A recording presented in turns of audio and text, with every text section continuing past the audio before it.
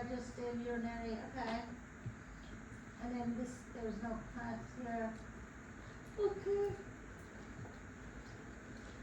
So, Monday and Wednesday students. So, if who's in Monday lab? From next week, on top of your Monday lab, you are allowed to show up to Wednesday labs. Who's in Wednesday lab?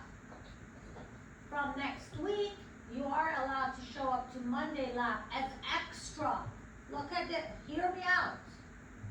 If you're in Monday lab, you can't like not come to class on Monday and show up on class on Wednesday.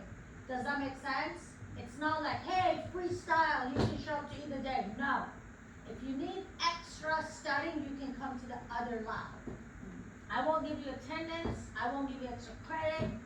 Because our class size is small enough, I can allow you to do that. Are we clear about that? Yes or no? Yes.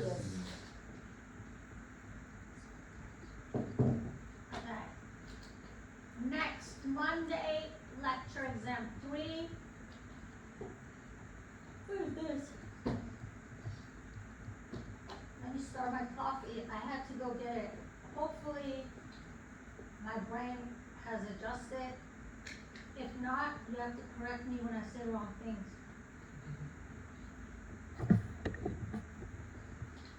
I couldn't speak earlier. Do I have any witnesses? I tried very hard, but I couldn't speak. We finished cardiovascular, right? If we finish early today, we can nap.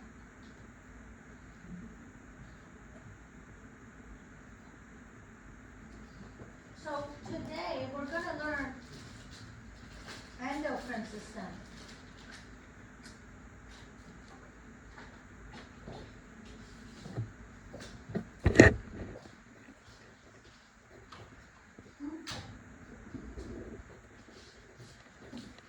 These are the structures, and let me show you here.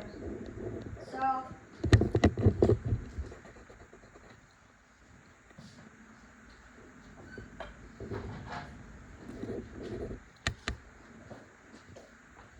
these are the organs in the endocrine system that release hormones.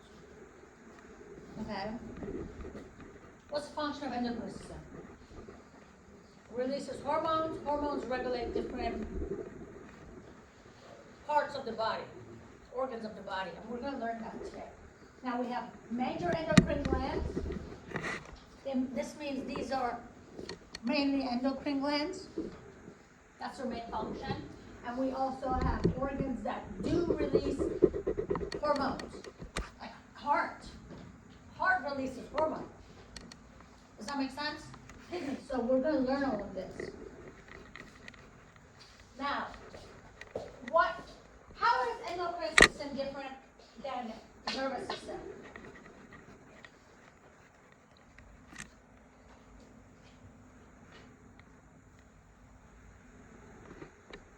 So endocrine glands, endocrine hormones, they are released in the bloodstream. We also have exocrine. Guys, exocrine, they go through ducts.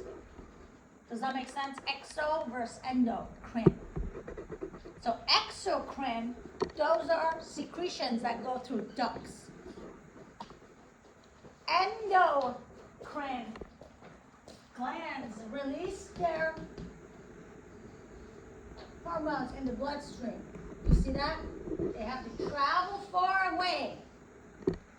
They travel, and then they go and stimulate their target cells. Do you see that? That's what endocrine system does. And I'll give you an example of it in a minute. This is nervous system. Look, this was the neuron. Action potential sent to the terminal, right? Release what? Neurotransmitters in the synaptic cleft, remember? And then the neurotransmitters stimulate the target cells. So look here. This is a neuron. This is a muscle, right? I want to flex my bicep. Action potential sends down. What's released here? Neurotransmitters, here it's called acetylcholine, bonds to the receptors, action potential goes inside my muscle. Remember all of that? Action potential goes inside what? T-tubule, causing release of calcium from sarcoplasmic reticulum. Calcium goes bonds to troponin, causing tropomyosin move out of the way.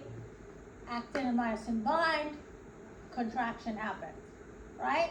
So look, neurotransmitter, a nervous system, it's a neurotransmitter that stimulates the target cell, right? And they're released where?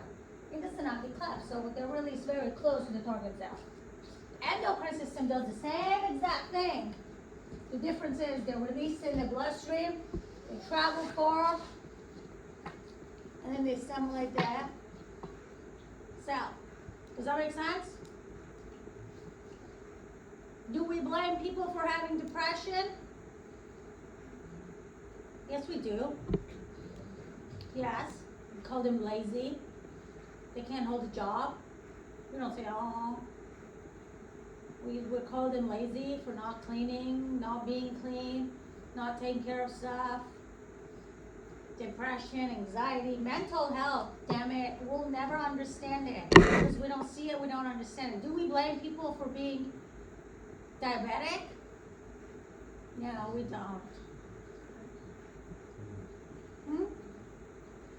No, we don't really do it. You can't even compare it. When you compare those two, no, we don't. It's the same exact thing. Same exact thing with one big difference. One huge difference. 95% of diabetes, they're reversible by diet change, exercise, lifestyle modification. Does that make sense? But a lot of times these neurotransmitters, the wiring of the brain, it's just how people are born. It's out of their control. Does that make sense? Well, for some reason we understand when someone's body doesn't produce insulin, you know, but we don't understand when someone's body doesn't produce enough dopamine. Does that make sense? Yeah. I think the other problem with it is that people who have the neurotransmitter issues, they're more drawn into drugs, alcohol, gambling, reckless behavior. Does that make sense? Again, it's not that, oh, you're just lazy or like irresponsible people. There's a dysfunction in the brain. Does that make sense? That's why they have more consequences. I think that's why we tend to blame them. It's been a little bit better. I remember when I was in school, they would keep telling me, pay attention. Well, damn it, I can't pay attention. I have something called ADD. You know, I don't have control over that. I was a kid, right? When you become an adult, there are ways to help yourself. But as a kid, it is what it is. Unless if your family, your parents put you on medication, there's not really much they can do, you know? Or put a leash on you and make you run around. I wonder if that works. Anyways, so this is hormones, this is neurotransmitter. Now, few things between, there are few differences. So we talked about hormones traveling long distance, right? Neurotransmitter are short. Now, hormones are actually long-lasting. Neurotransmitters are short-term. They're very short. Has anybody ever taken Adderall? Has anybody taken Adderall? Like, so you know how quick it comes in and leaves, right? It's like boom, boom, boom. If you really have ADD, ADHD, and you don't overtake it, it doesn't really get you high. You just feel focused. You go to bed, you wake up. You know, if you lose sleep and stuff over it, you either don't need it or you need too high of a dose. But what I'm going to say is this. When someone with ADHD, if they take these, because they act as neurotransmitters, right? Adderall acts as a neurotransmitter. So what happens is they basically stimulate production and uptake of more of neurotransmitters, right? But they're short acting. Even the long lasting pills, they work for what? 12 hours, 18 hours, something like that. But when it comes to hormones, when you have thyroid issues, they have to put you on meds for 4 months before seeing any changes. Does that make sense? They're like long lasting. Rapid reaction time. This is pretty much the same thing as well. They can like start affecting right away.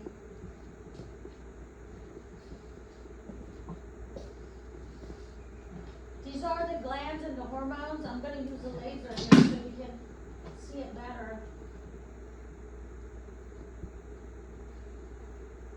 Maybe I should go zoom in. No.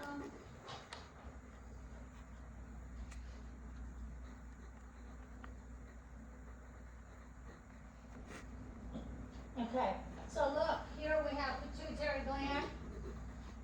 Oh, damn it. The zoom in was good, huh? I just learned something, wow. So this is pituitary gland, we're gonna learn a lot. Do you see how many hormones it releases? That's a lot of hormones. We have pineal gland in the brain, you learned it. The thyroid gland. On the exams, make sure you know thyroid gland versus thyroid cartilage. Look, this is thyroid gland. Do you see it? The pink one? This here, that's thyroid cartilage. Don't confuse these two. Behind thyroid gland, there are 4 small glands. We call them parathyroid glands. Above the renal kidney, we have an adrenal gland. They produce hormones. Now, let's look at some of these structures, organs that also produce hormones, but they're not mainly endocrine organs. Look, we have thymus, heart, GI tract, pancreas.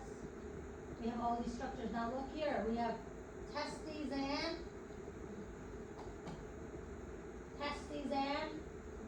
ovaries.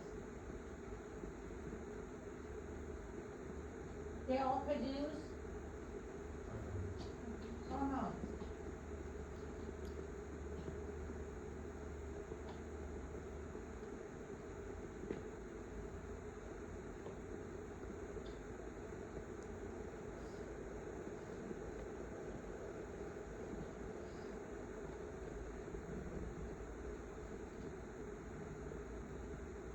This is hypothalamus.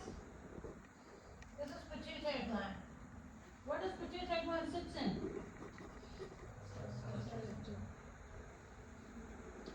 Solitary cycle, which is part of what bone? Good. Remember that forever. That's something you need to know. Now look, pituitary gland has 2 lobes. Anterior lobe, posterior lobe. Hypothalamus is above it, right? Pituitary gland produces a bunch of hormones that hypothalamus actually regulates them. Does that make sense? Let me show you something. This is the pituitary gland sitting in what? So it's of sphenoid bone. We have hypophyseal portal system. This is the blood vessel system around it. It's a complicated system. We're not going to go into the anatomy of it. But let's talk about anterior pituitary hormone. So, look, anterior pituitary. Let me teach you something actually first. So look, H means what? You want to know the abbreviation for these hormones as well. H means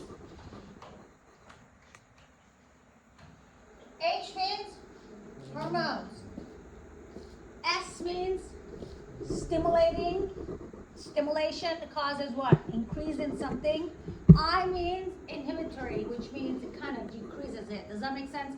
I don't think we learn any I hormones, but I just want you to know what they are. Well, let's talk about the first one. So TSH, thyroid stimulating hormone. You need to know what organ it goes to. Where does it go to? thyroid gland. Cause what?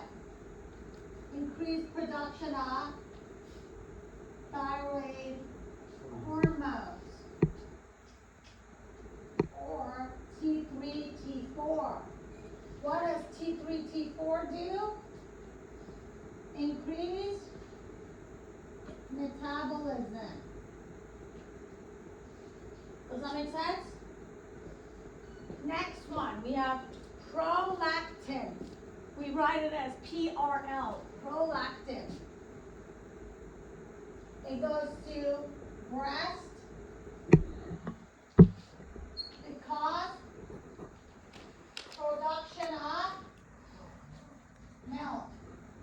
P for P, prolactin produces milk. Why is this important? Because we have another hormone that helps with release of milk, let down of it. Does that make sense? P for P, prolactin, production of the milk. We have ACTH.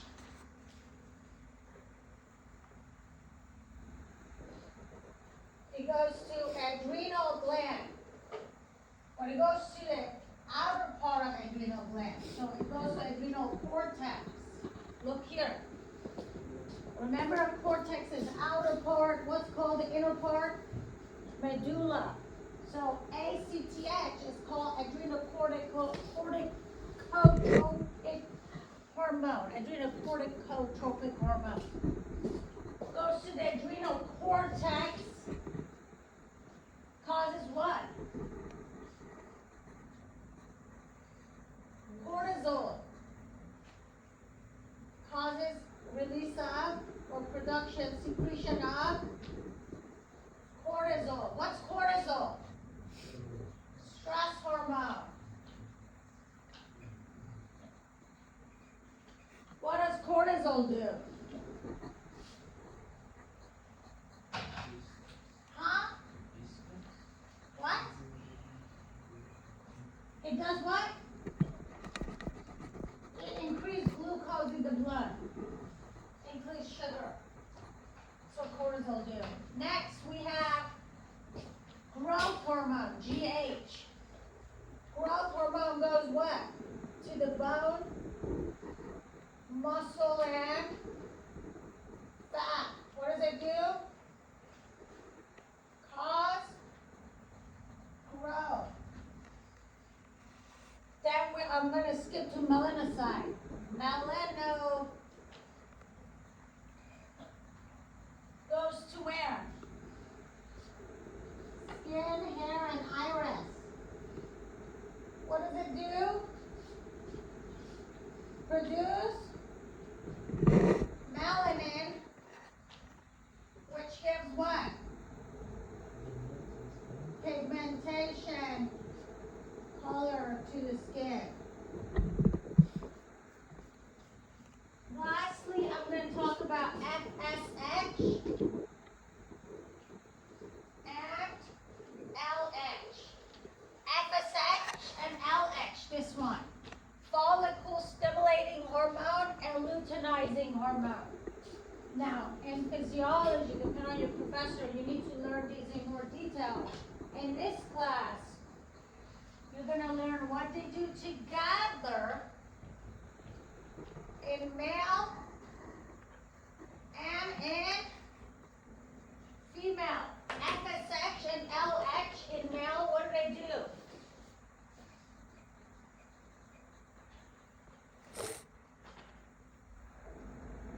They produce sperm and testosterone. In female, they produce eggs and estrogen, progesterone. I don't know for how long we can teach this.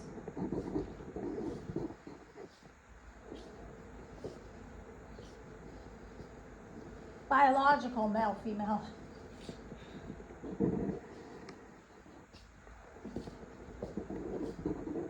Now look here. LH. This is going to be on your board.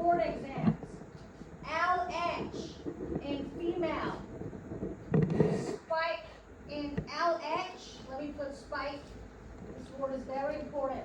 Surge or a spike in LH leads into ovulation.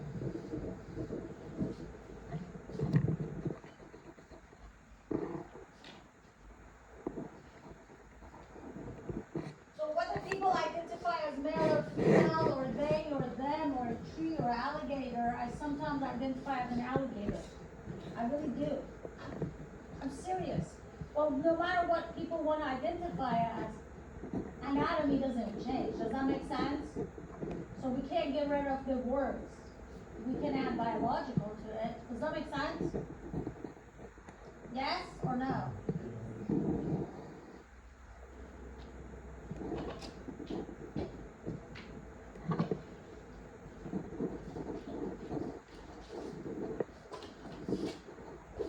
Any question about this? This was the anterior pituitary gland. We're not going to go into detail how hypothalamus has these hormones. Look here. These are released by hypothalamus. TRH. Do you see that? TRH stimulates, or I shouldn't say stimulate, sorry, regulates production of TSH. Does that make sense? So all of these hormones, they're regulated by hypothalamus. Next, we're going to talk about posterior pituitary gland. Guys, posterior pituitary gland produces nothing. This is something that's going to be on your board exam. Posterior pituitary gland does not produce anything but hypothalamus. Look here. This is hypothalamus, right? It produces oxytocin and ADH.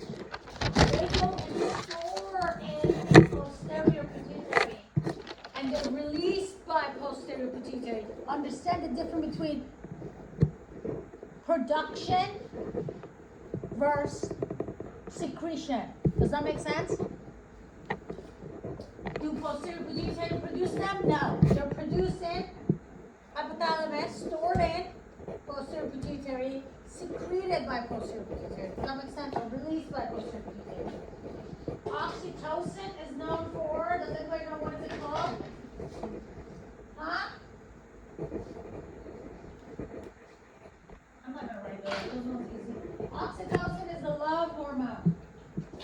Oxytocin is the hormone that causes the milk, lactation, lactating mom gets released down. Does that make sense? Yes or no? They say when the baby, like mouth touches the nipple, the love causes mom to release that. Have you ever seen one of your friends newly in a relationship and they're glowing, they're love? Do you guys know what I'm talking about? That glow look in someone who just started a relationship and they're like crazy about it? That's oxytocin. That is oxytocin. Gives that glow to people. It does give a glow to people. That's why pregnant women can have a glow. Does that make sense? Oxytocin also, in female, you know that contraction that happens during labor? That's caused by oxytocin as well. But remember we said P for production, prolactin. P for prolactin production. Yes? So prolactin produces milk, oxytocin, let down. You have a pregnant mom in her rescue. She just, at the middle of the night last night, she gave birth.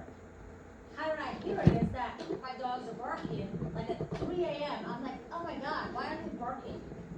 So I wake up and I hear, I was like, oh my God, no, this did not happen. Right? I'm like, there's no way. Why do I say there's no way? Because this dog didn't look that pregnant. So that tells me what? She's having premature babies, right? But I was too tired to get up. In the morning, I saw one baby was born with neurological deficit, was missing the leg a day, too, right? And then there was another puppy, but I could tell like the puppy was kind of hungry, and I tried. She didn't have milk. So what I did was I put the baby's mouth, the puppy's mouth, on the nipple of the mom. Believe it or not, within a couple minutes, she started releasing milk. That's oxytocin. Does that make sense? Sometimes students think I talk too much about dogs, but I'm giving you an example that's related to the class. Remember about the other dog we talked about, Bentley, with the missing septum pellucidum? Yeah, still 50% missed that question. I go back and check to see if these long talks even help. Sometimes they used to do, I swear, but people are sleeping, so it's okay. So, huh? At least 50% got it right then. Well, usually 50%. I mean, how many get right or wrong? It's 50-50, right? To have more than 50 miss it, it should be like, no.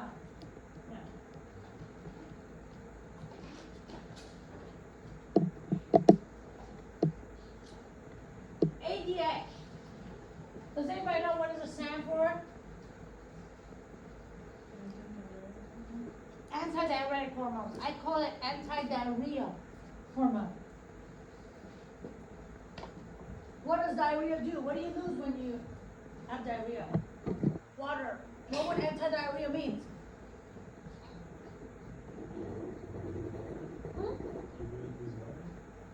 Which is called retention of water. ADH causes retention of water. Anti-diarrhea. I'm a little dyslexic, I told you guys, right? Because we have hormones that does the opposite. I have to code these for myself. What is this? Do they allow students cheat sheet on the class?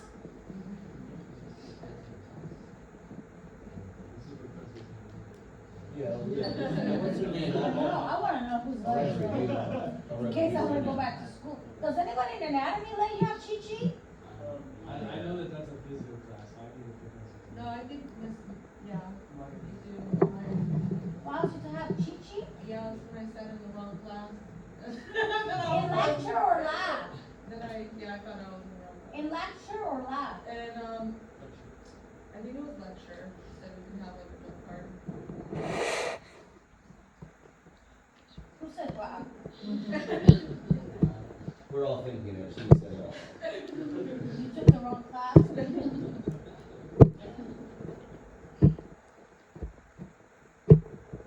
Yeah, I cancel my lectures now. I don't have someone substitute anymore. Miss Van Meyer, she's good. Veda's very good. I can't have her substitute for me, really, because we always teach the same class, same hour. Does that make sense? If she didn't have class, you know how I cancel a couple classes this semester? I would have asked her to cover. But I don't ask other professors anymore because I just don't like a lot of what they do. Does that make sense? Last year I couldn't be here for 2 weeks, I think, the first 2 weeks. I had to start from chapter 1. My students didn't learn anything. My students might be happy taking that class with that professor because they passed. Well, you're not going to pass physio, you're not going to pass micro, you're going to be in nursing school and get kicked out. You don't learn this class, you're not going to make it. One of the reasons I didn't want to teach at nursing school, which I was teaching, was easier for me because they're the nursing schools that are out there. Like, so when you teach private schools, the laws, state laws are different than public schools. Does that make sense? So public schools, they have to pay you from the pay rate. Does that make sense? Public schools, private schools, they can pay you whatever they want. Like here, I can't teach more than 10 hours a week. If I do, they have to give me full-time rights. Does that make sense? These are the unions that they kind of help, but they also don't help. But in private school, I can teach 50 hours a week. I can work there as much as I want, to do stuff that way. But the main reason I stopped teaching at private school was because I felt like I'm doing the fraud. So what happened was they want like 83% pass anatomy. They don't care. I'm sorry, I'm just gonna give you as an example. Doesn't mean you're not doing good in this class. They don't care if Yumi, right? Yeah. They don't care if Yumi is doing good in this class or not. she can be part of people passing, right? She'll go to physiology, then she'll go to microbiology. She's not gonna make it. This is the thing. 95%, if you're not passing this class, 95% you're gonna get kicked out of the program eventually. Does that make sense? That's the sad part about private schools. For some majors, like, yeah, USC, medical school, dental school, some majors, not nursing, some majors, public and private schools are the same, equally good. Does that make sense? They have 95% passing rate. But like, for example, West Coast University, their passing rate, students who walk in the door and start taking classes versus how many students become a nurse is 60%. 40% don't become a nurse. What happened to that 40%? They don't want you to drop out after the anatomy class. They want you to hang in there for a while, because the longer you stay, the more money you pay them. What are you gonna gain? That I had to quit because I thought that was tiring. It was exhausting. It was exhausting. Does that make sense? Because I would never pass a student. If I want to do, that's a fraud in my opinion, and it's a different types of fraud. If I want to do fraud, I'll go do car insurance frauds. I do car accidents. Do you know people do frauds in my business, in my line of work, PI, personal injury, car accidents? I can do fraud and make $50 million in like 5 years. I can make $10 million a year. Fraud, insurance fraud. Did you guys know that? Why would I fraud students for that? Just to have a job? Makes no sense to me. But unfortunately, people don't understand that part. Students like the professor who passes them versus the professor who says, trust me, if you don't pass this class, you're gonna get kicked out of this program eventually. You're just gonna have $60,000, $70,000 debt. Does that make sense? So yeah, that's something. So ADH, what did we say it does? Water retention. Thyroid glands, guys, we have something very, very annoying, interesting, whatever you want to call it. Thyroid hormones. Have you ever heard a doctor say, we gotta check your thyroid hormones? Or let's check your thyroid, or somebody says they have to do thyroid? Well, if you're going to healthcare, you gotta know. We have thyroid hormone tests, right? When we talk about when we say thyroid hormone, we're talking about T3, T4.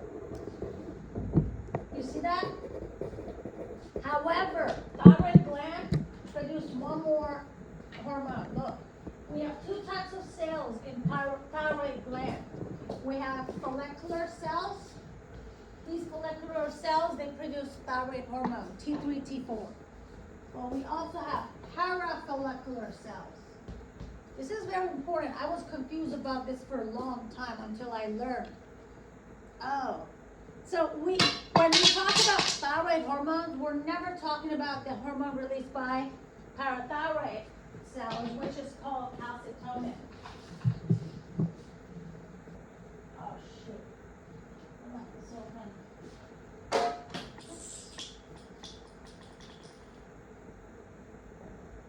Calcitonin. I'm all jittery because I had coffee afternoon.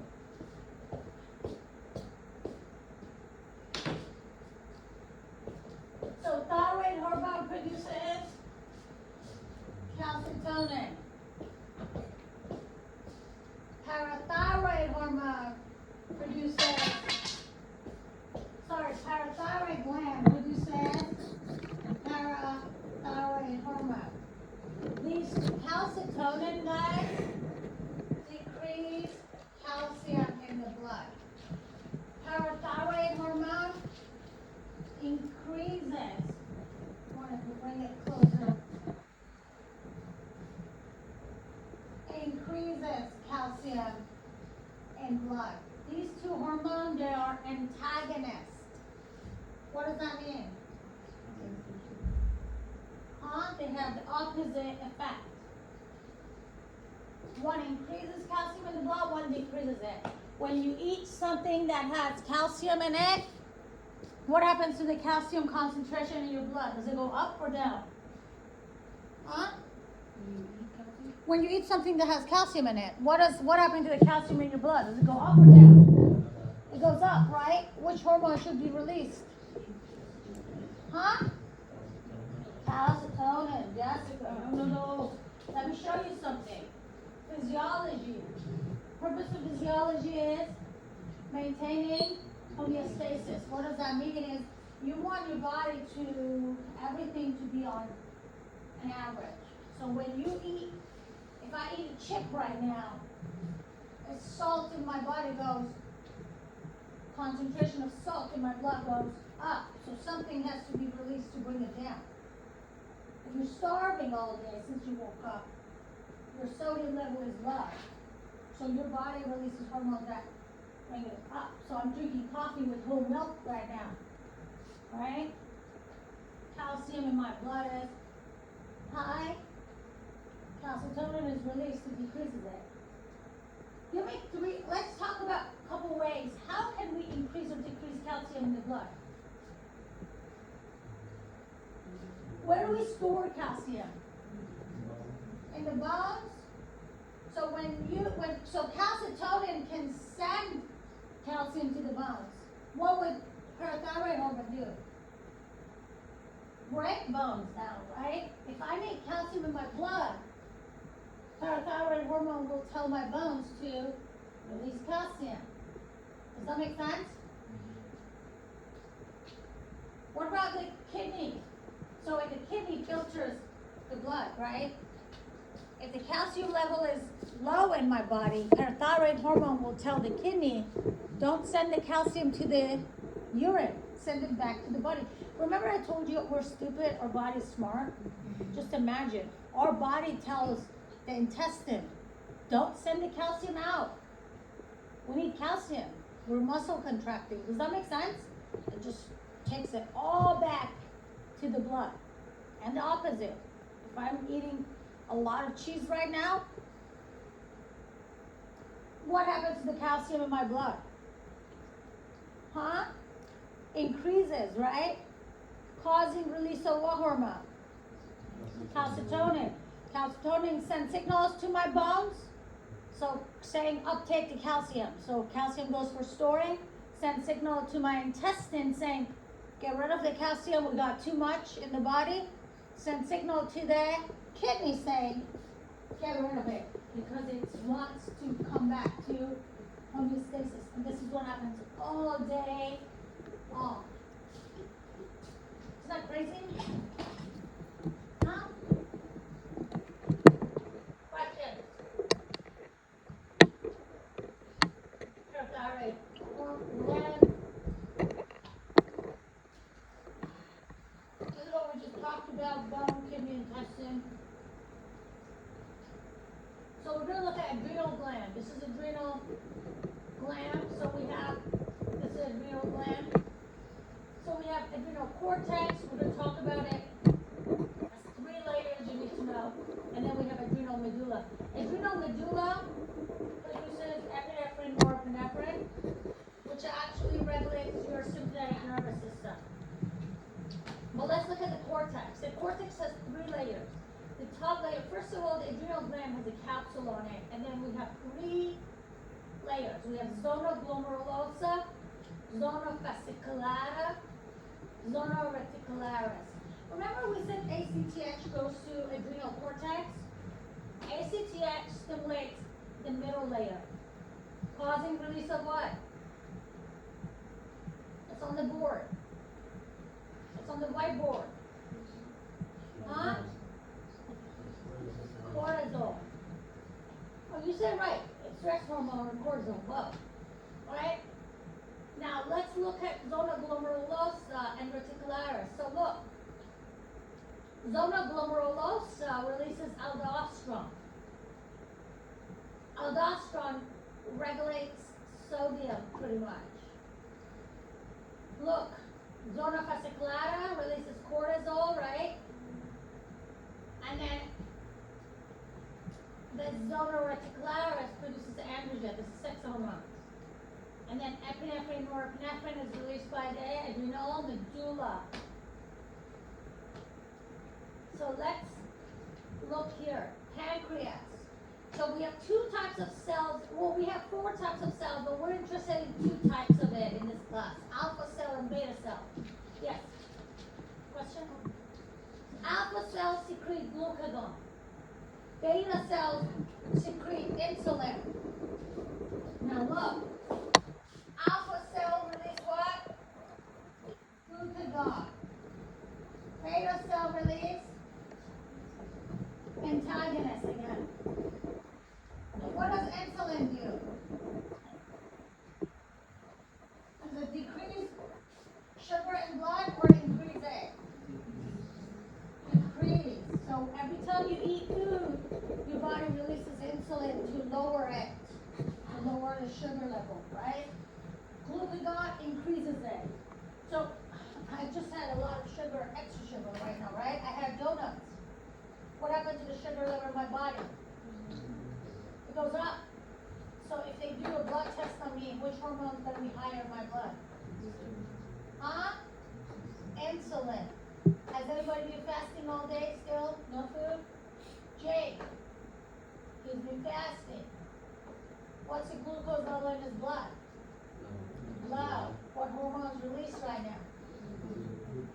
Glucagon. Glucagon, what does it do? Increases glucose, sugar in the bloodstream, because his cells still need to produce ATP. They need ATP to live, right? That's why if we don't eat for days and days, we can die. Does that make sense? You're finally going to run out of energy producing stuff in your body. But now let me ask you something. What other enzyme, what other hormone do we say increases glucose in the blood? Cortisol. So, let's talk about cortisol and glucagon. So when you start fasting, some book says between like 1 hour to 4, some book says 5 hours. Around that time, some say to 6 hours. The first hours of fasting, your body releases glucagon. Now, what happens is this. So we store extra glucose. We store them in our skeletal muscles and liver. Those are two main places we store them. Those are the first one you break down. The body breaks down. Does that make sense? Glucose is stored in our liver and our muscle cells, skeletal muscle cells, as a glycogen, which is a bundle of sugar. Okay? That's one thing that starts breaking down. What's another way of increasing sugar in the body? Breaking down fat. That's another one. So look, we have 3 main things in our body. Fat. Can you not sleep? Wake up before I kick you out of the class. Fat, sugar, or I should say carb and protein. You guys see that?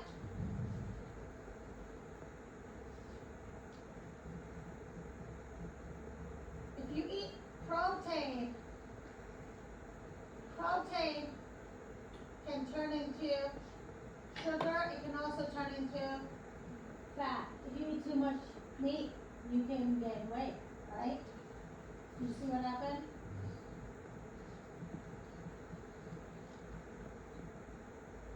Sugar can turn into fat. Fat can turn into sugar. Does that make sense? But neither one of these two can make protein. That's why we don't like to lose protein easily. Does that make sense? Now look here. Glucagon. How does it increase glucose in the body? It targets liver, skeletal muscle, and fat. Okay? Is cortisol good? Cortisol, some books say after 7 hours of fasting, some books say after 9 hours. But we know absolutely after 16 hours of fasting, that's like between 10 to 16 hours plus. That's when you're releasing a lot of cortisol. What's the other name, common name for cortisol? I just said it. Stress hormone. Can stress hormone be good? The name is on it. It's stressing your body. Is it good? Can it be possibly good? Why is it not good? What does it do? How does it increase sugar in the body?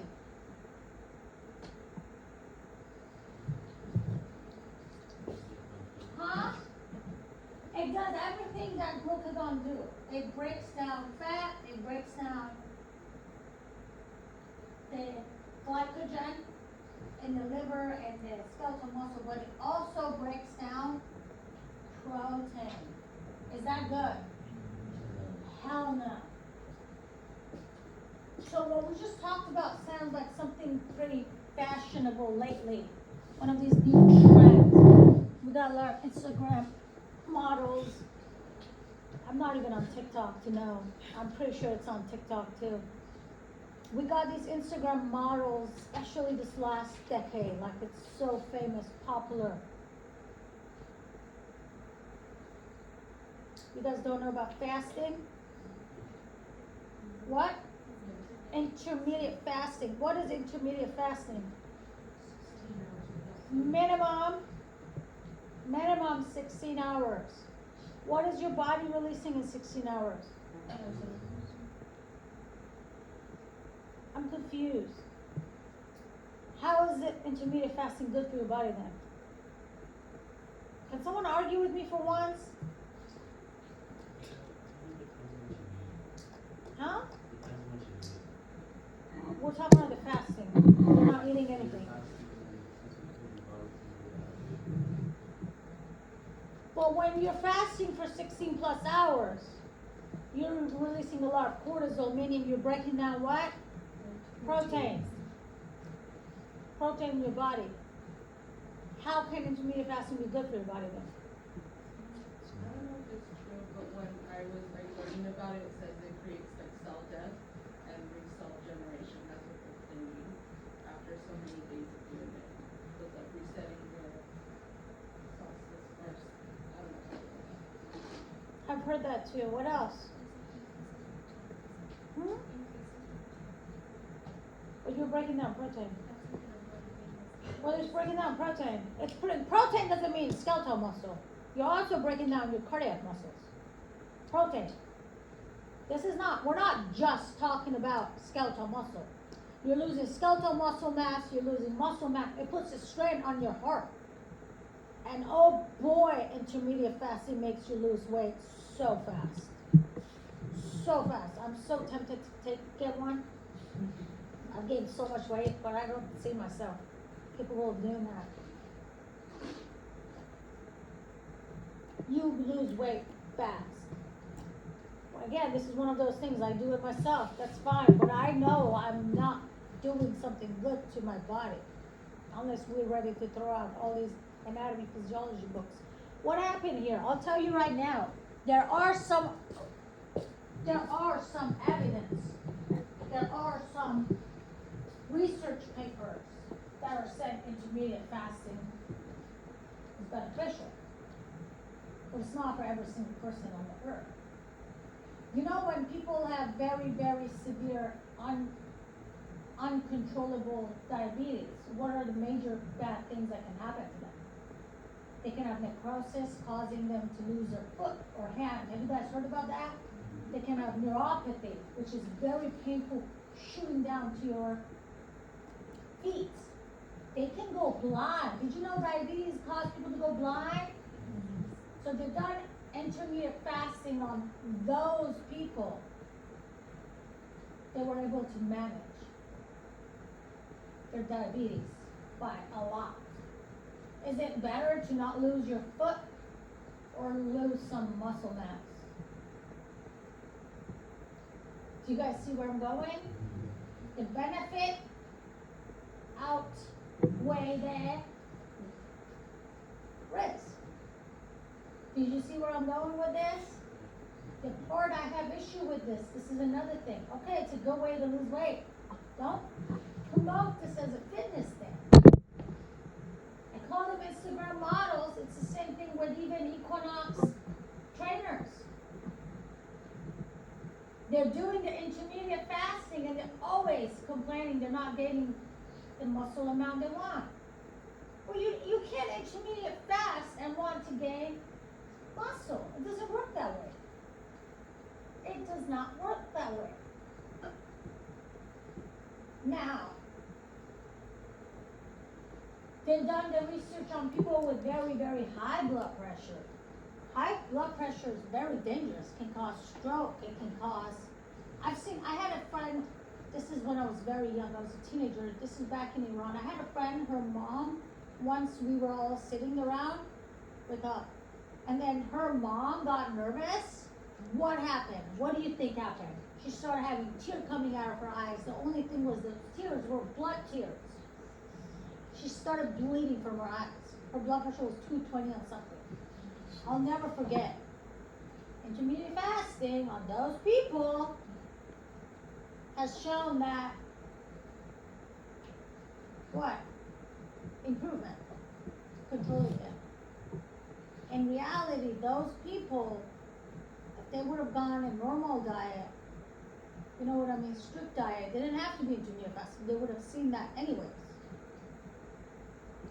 I think what happens is just because it's a longer timing, it's just easier to keep that diet versus just watching everything we eat. Does that make sense? That's what I think. And yeah, it probably does increase your metabolism, but it doesn't change the fact that you're losing muscle mass.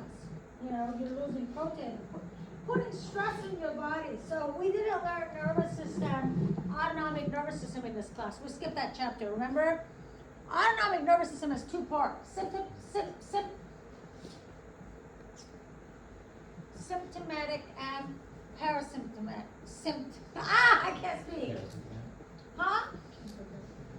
Sympathetic and parasympathetic. Thank you. Sympathetic and parasympathetic nervous system. Sympathetic nervous system is fight and flight. Parasympathetic is your rest and digest. Symptomatic nervous system is epinephrine, norepinephrine. It's stress hormone. So when you're releasing cortisol, your body's releasing a lot of epinephrine, norepinephrine. I'm gonna give you a really annoying, disturbing example, but if a gunman just walks into a classroom, what's gonna happen? You think your eyes are gonna be like this again, crossed, ready to sleep? Do you think your eyes are gonna be like this? What's gonna happen? Have you ever noticed you find a power that you didn't even know you have, and you don't even have it? But sometimes we can fight more than our body can, or we can pick something up more than what our body can. Have you noticed that? That is what? That's epinephrine, norepinephrine. Does that make sense? When you walk into a dark room, your body releases a lot of sympathetic epinephrine, norepinephrine. Does that make sense? This is why stress is not good for our body. So when we say stress hormone, we're talking about the real stress. When you're stressed, your body is releasing epinephrine, norepinephrine. When you're releasing stress hormone, cortisol, your body's also releasing epinephrine, norepinephrine. Cortisol stimulate your fight and flight. It's not just a diet. It's not just a protein loss in the body. Have you heard about meditation being good for the body? Mm-hmm. What is meditation? What does it do? Which one of the two nervous systems it kicks in? Rest and digest. Meditation helps you to stay less and less in the state of symptomatic fight and flight. Fight and flight is not good for our body. Stress causes illness. Stress causes disease. Does that make sense? Yes or no? Questions? Usually every class I have at least one bodybuilder who tries to fight me over. Why? Why? Huh? No, I always usually have one student who fights me that why intermittent fasting is good. Not stupid. Huh? I said it's dumb. It makes no sense. Pineal gland. I just told you it's freaking amazing. So let's say next month I want to be able to my body look good and go to the beach and stuff. Perfect. It's intermittent fasting. You can lose so much weight so weddings, they can't like fit in their wedding dress, you know, that's a common thing that happen. I tell them, eat meat fast, don't eat anything, don't eat for anything for 10 days, like just have a few meals, 4 hours a day, just eat, you know, and then don't eat the rest of it, 20 hours a day. They're like, boom, where did it all go? It's the best way to lose weight. But it's not a healthy thing, that's what I'm trying to say. This is again one of those things like the weed. Some people think it's a supplement. So I take a bunch of pills every morning, you know those pill boxes old women have? I have one of those because I forget. So I fill it up every Sunday. I filled it up yesterday. I forgot to take mine today anyways. But if I didn't have that, I wouldn't remember if I took it or not. You know what I mean? So I go home, I take that. Those are supplements. I take vitamin B, I take calcium because I'm old lady now. I take zinc, I take joint stuff, I take a bunch of supplements. There are people who really believe weed is a supplement. I think my alcohol is a supplement. Calms me down, man. That one, I don't even need to drink a lot. Wait, what kind of? It doesn't matter. Whiskey, wine, what does it matter? Tequila? When no, tequila's too wild, I feel like. I don't know. But when I'm stressed out, you know, when my blood pressure's high from stress, you know, when people get you angry and mad and stuff, that alcohol does the same thing for me that weed does for someone else. What does it do? Calms your nerves down. But I know that alcohol is not a supplement, and neither is THC. They alter the normal physiology of our brain. Every time we rush something in our body, there's going to be a withdrawal, whether we feel it or not. Usually people say, no, weed doesn't do that to me. Okay, whatever, you're different. You're so different. Pineal gland releases melatonin. What does melatonin do?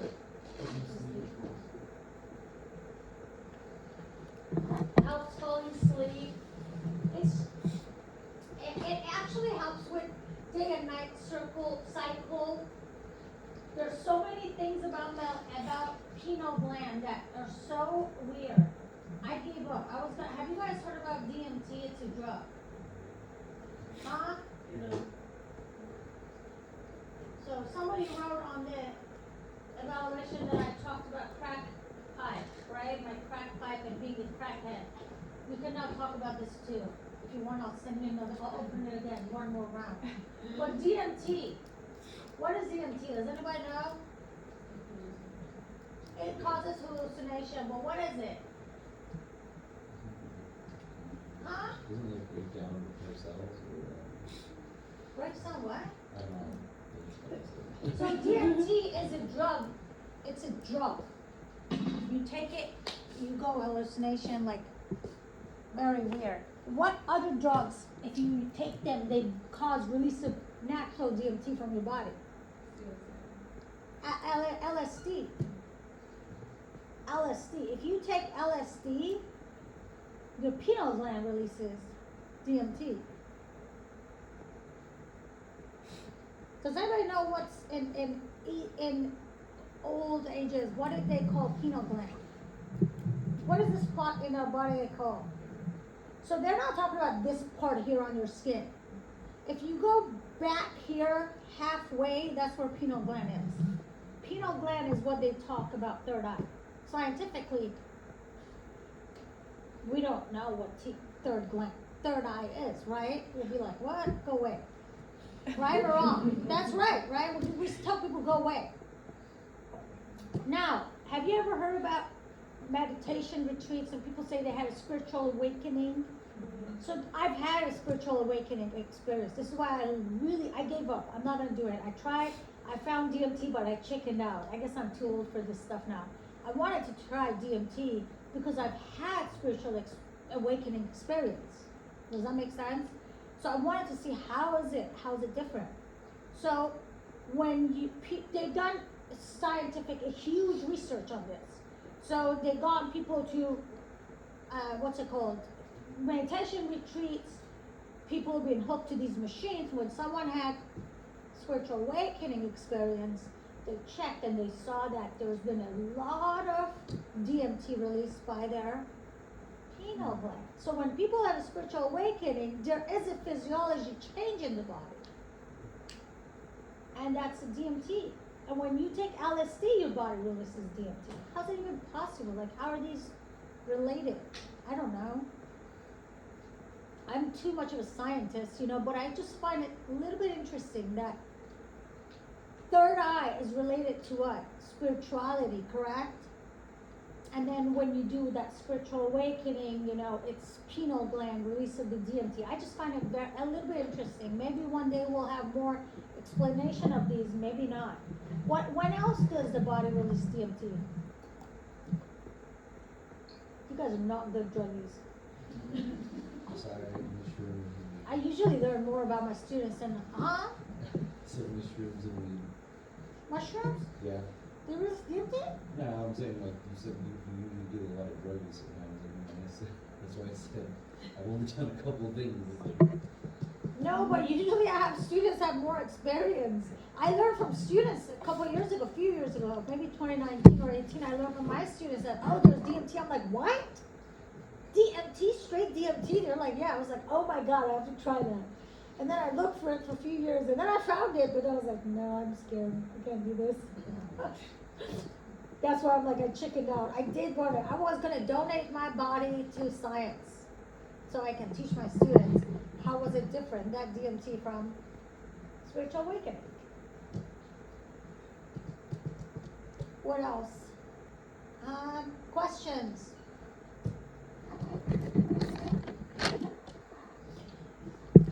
So, what does pineal gland release? Melatonin. Questions?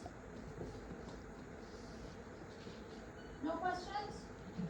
So on Wednesday, we're gonna review, you guys are gonna work in groups. Maybe we'll do pop quiz, I don't know. What else I was gonna say? Monday lab, if you wanna come to Wednesday lab, you are more than, wait, can you come to Wednesday lab? No, well, you can, but come the second hour, meaning what time?